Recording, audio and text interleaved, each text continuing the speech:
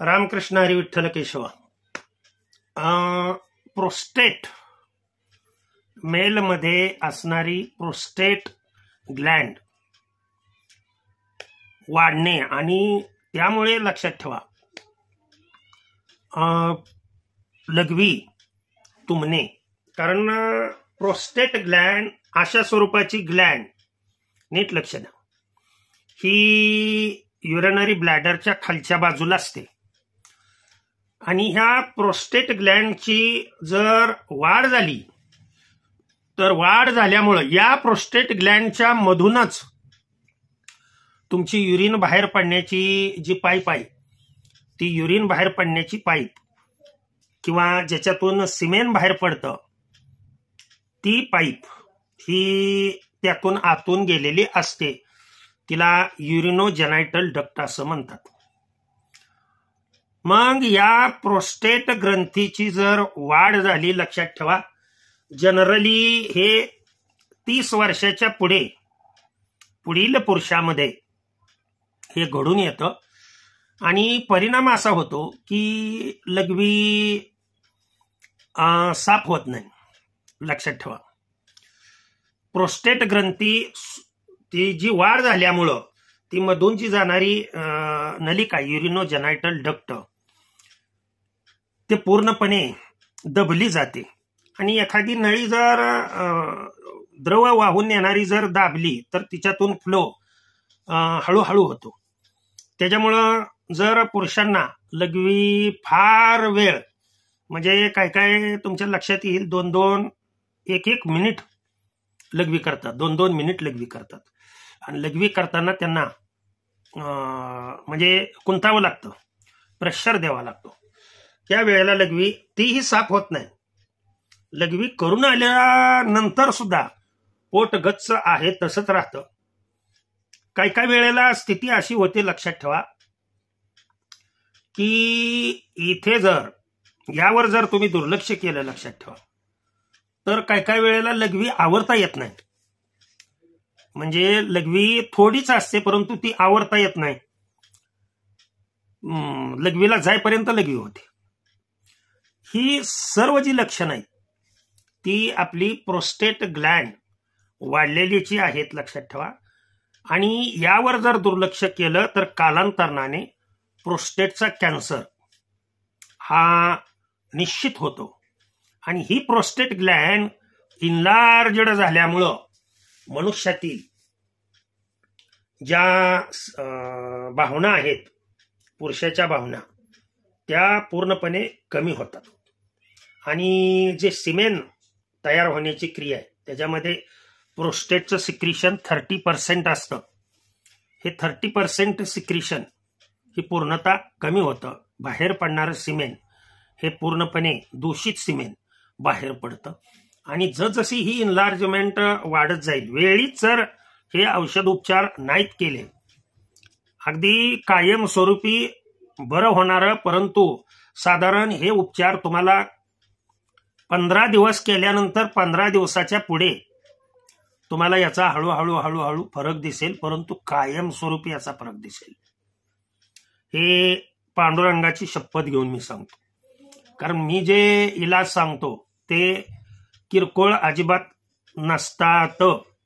आणि तुम्ही सायंटिफिकली तुम्ही काहीही जरी बघितलं तर जे खरं आहे ते मी सांगत असतो.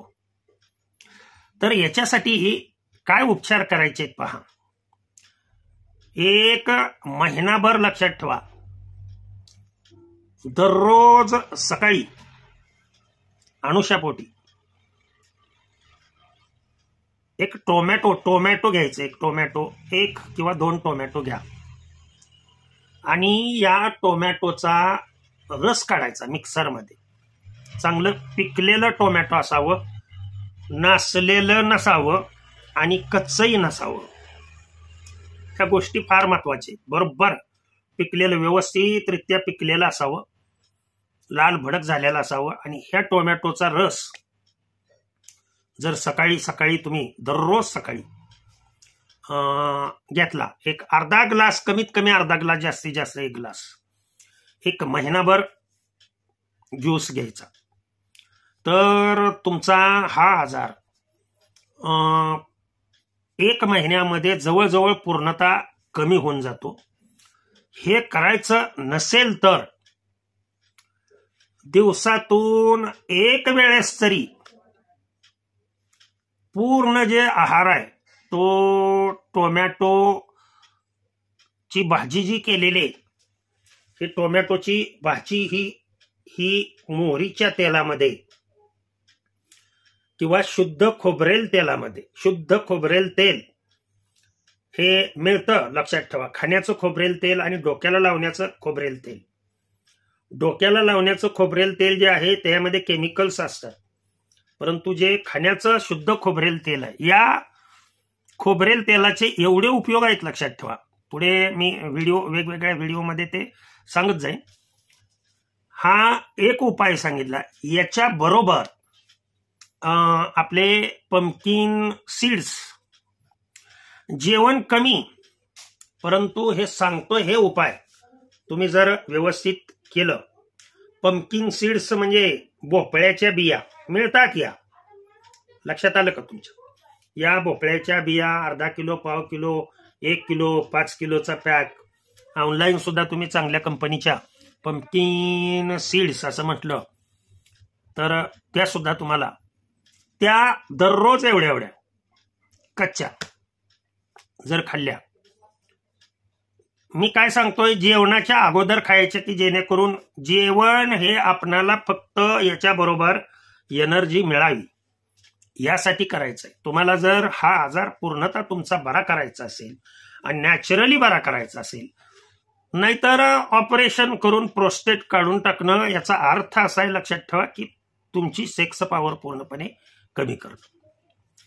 तर असं होऊ न देण्यासाठी हे दुसरा उपाय सांगितला.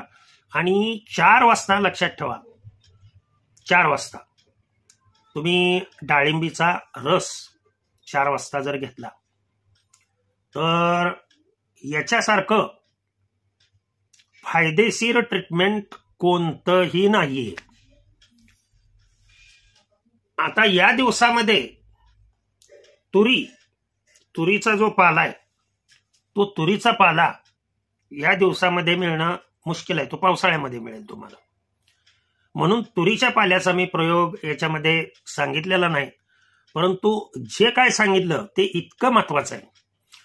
अनेक उपाय आहेत माझ्याकडे प्रोस्टेटसाठी, त्यातले महत्वाचे 3 उपाय. तुम्ही हे जर उपाय 1 महिनाभर पूर्णपणे जर केले, लक्षात ठेवा, तर तुमची प्रोस्टेटची वाढ किंवा तुम्हाला वारंवार लघवीमध्ये होणारी जळजळ,